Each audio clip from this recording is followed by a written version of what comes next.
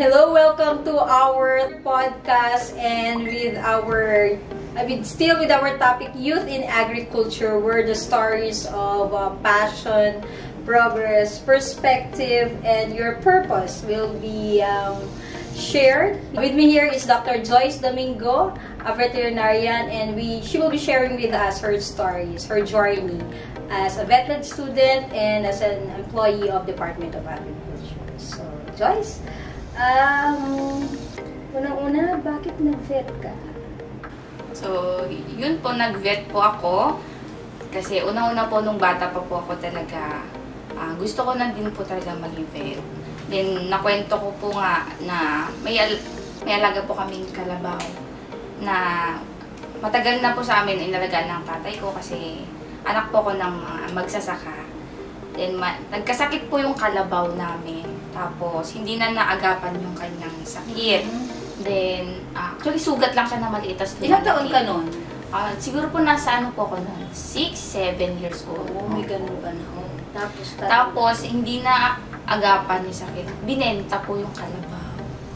At 6 or 7? Yes po. Naramdaman ko po na parang, kung may doktor po ng tao, siguro naman po may doktor po ng hayop. So, doon po na ano yung kaisipan ko na pwede siguro na ganun yung magiging future na dapat ganun ang kukunin ako.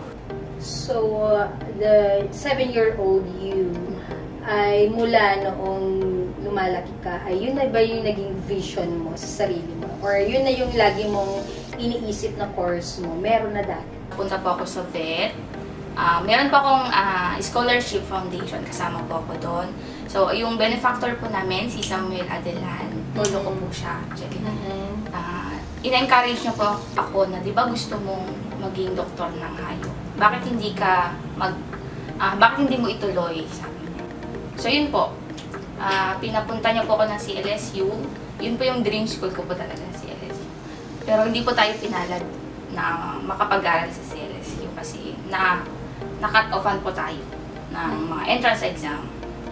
So, nagpumili po ako ng school, either Tuguegarao or Etiague. Ang pinili ko po is Etiague. So, ISU Etiague po. So, doon na po nag-start yung journey ko po sa pagiging vet med student. When you were already enrolled in the veterinary medicine, yung mga classmates mo ay mostly kalalakihan.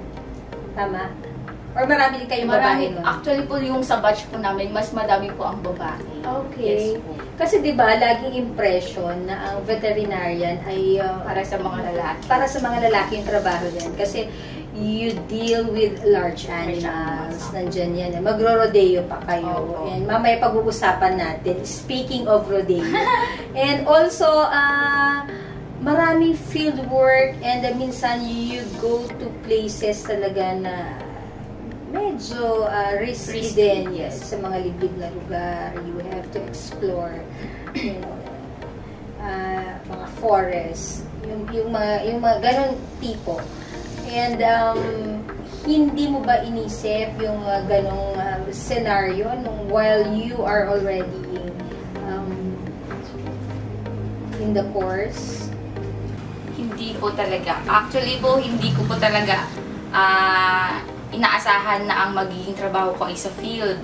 Kasi ang notion ko nung pag nag-vet ako, mga aso, then kalabaw, maliliit, ganyan. Hindi ko po inisip na ganito sa field, makaka-encounter kami ng mga wild, mga iba't ibang klaseng hayop po. But eventually, you were able to love the course. Yes. Because of course, you made it up to getting the title Dr. Joyce. Opo, yun nga pong sabi nila, kapag gusto mo yung ginagawa mo talaga, magiging successful ka na. So talagang pinursu mo yun na ano. And then, you're here, kaya tayo nag-uusap ngayon dahil isa kang kasama na namin sa Department of Agriculture. Yes. For how many years ka na working with DA? 3 years na po ako sa DA noong May this year. Nag-start po ako May 2022. Ano yung pinaka-challenging na experience mo bilang isang veterinarian? Kasi di ba parang iniisip mo, it's an office setup. but still you have to go to field in. What was the siguro memorable day or when a day in the field, siguro mga gano'n na tumatak talaga sa isipan?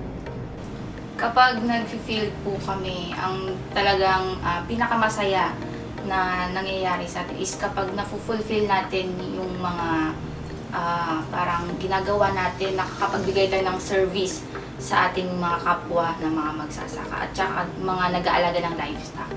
So, kung tayo po nakakapagbigay ng service sa kanila, so, nabibigyan, parang ang notion po sa kanila is hindi sila pinapabayaan, nakakapagbigay ng service ng libre. Usually, what are the services that you do as a veterinarian dun sa field?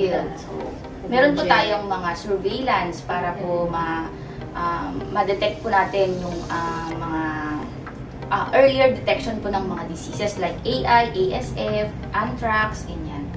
And then, nagbibigay din po tayo ng mga vitamin administration sa small and large ruminant, mga kambing, mga baka. So, very technical and sobrang na-apply mo yung pagiging vet mo dito sa office natin. Yes. Pero sige, let's get to the lighter side of the story. Recently, we just had this Rodeo Beauty, the search for Rodeo Beauty, and you are part of the of that search, and you're one of the candidates. Good evening, ladies and gentlemen. I am Dr. Joyce Marie Adelan Domingo, representing the Research and Regulatory Division. Each life we task, it's a seal with how you go it. Is it true that you want it? See a little bit up on the booty, you turn around and say, walk this way.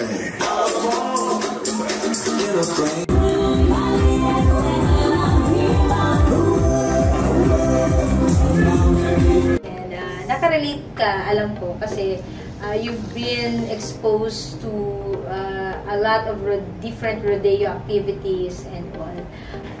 But what made you decide na, sige na nga, ako na nga your representative ng mga division na to? Actually po, na-ambush po talaga ako doon. Hindi po talaga, wala po talaga sa isip ko ang mag-pageant. Kasi it's my first time po talaga to join a pageant. Hindi ko siya ginawa nung elementary, high school, and college. Tapos, ngayon ko lang po siya ginawa. Then, our chief po, Ma'am Remy De La Rosa, decided. Opo. Ikaw yung veterinaryo ka, may background ka, ganyan. So, why don't you represent our division, sabi niya. Together with Sir Hector po, sila po yung nagsabi. So, hindi na po ako nakahindi. But, laban natin to. Tama, ilalaban mo yan. Pero di ba, joining the pageant, alam naman natin, the usual, and as always, meron tayong sinasabing, it's your advocacy. Sabi ko, tignan, ano natin, di ba mayroon yung mga advocacy, minsan tinatanong yan, or pinaghahandaan mo yan. What were your in mind? No, siguro at some point you rehearsed for a question, but what do you have in mind during the journey of practice and up to the day of the pageant itself? So, as a veterinarian po, na-advocate pa rin po namin ang animal welfare through responsible pet ownership. Then, mga public education, ganyan. I believe naman po kasi na safeguarding our animal health contributes significantly to public health. Sa line natin ngayon, ang pinaka-important is food security and food safety. So kapag na-safeguard po natin ang ating animal health, yun na po yung isang magiging way ng pag-secure po natin ng food safety and food security. Joyce, what's your message out there sa lahat ng mga kabataan na nakikinig ngayon? Or anong gusto mo iparating sa kanila? Will you encourage them to take a veterinary medicine? So, sa mga youth na gusto pong kumuha ng pagiging isang veterinaryo na kurso, hindi po madali. Lahat naman po ng kurso, hindi madali. So, isipin lang nila na kung gusto talaga nila is kakayanin nila. mahalin nila kung ano yung pipiliin nilang kurso, or kung sa vet talaga yung puso nila. Magiging ups and downs po kasi yun. Along the way, kapag nakuha mo na yung title, maraming magiging problema. So, magiging resilience ka lang, isipin mo na kakayanin mo, at kung anong sinimulan mo is tatapusin mo. Yun. May regrets ba na nag-vet ka? Wala po. Hanggang ngayon, nilalove mo siya? Yes. Ina-embrace mo? At patuloy kang, nakita mo na ba yung purpose nito na you are practicing your profession? Actually po, Purpose pa lang yan. purpose, opo, actually, ang pagiging fulfillment kasi ng isang pagiging isang veterinary, yung makatulong ka din po talaga. So, at ngayon po, ina-embrace ko na siya kasi ito na ako, at pinili ko itong profession na to, at namahal ko talaga siya. Ayan. So, narinig natin ang isang perspective ng isang doctor in veterinary medicine. Ang napagandang si Dr. Joyce Marie Domingo. And hindi lamang yon, siya din po ay baka na ito na yung umpisa ng pagiging isang beauty neto. Baka yun na yung mag-open ng door para maging Miss Ilagan. Kaya nga po, pinapakinggan namin yung kwento mo, Joyce, no? Napakaganda na nung bata ka ay what you have dreamt of becoming is talagang pinursu mo yun. Minsan talaga nagkakaroon tayo ng may pinanggagalingan tayo kung bakit nasaan na tayo ngayon. And kami natutuwa kasi that very innocent mind, 7 years old at that, alam mo na kung ano yung gusto mo. And yun yung napakagandang siguro may iwan natin sa ating mga audience na huwag tayong bumitaw kung ano talaga yung pangarap natin. And what's very good about that, hindi tayo nadiktahan ng kahit ano. That's why we've seen you're very happy with your career and with everything that you do. Because that was your long dream. Bata pa lang. At ine-enjoy mo na yun ngayon. At tinatamasa mo lahat ng pangarap mo noon. Diba? And nasa DA ka na. And 10 years, who knows, we will be sitting on the same couch. Yes, take to natin to. Babalikan natin to. But again, thank you very much, Joyce, for telling us your story. And I hope marami kang na-inspire ngayon ng mga kabataan. Yun lamang po, again, maraming salamat sa lahat ng nakikinig. I hope na marami na naman tayong natutunan at na-inspire sa kwento ng isang veterinarya at sa kwento ng isang babae sa larangan ng pagiging isang veterinarya. So, ayan po. And maraming salamat to all our viewers and subscribers. And please like and share.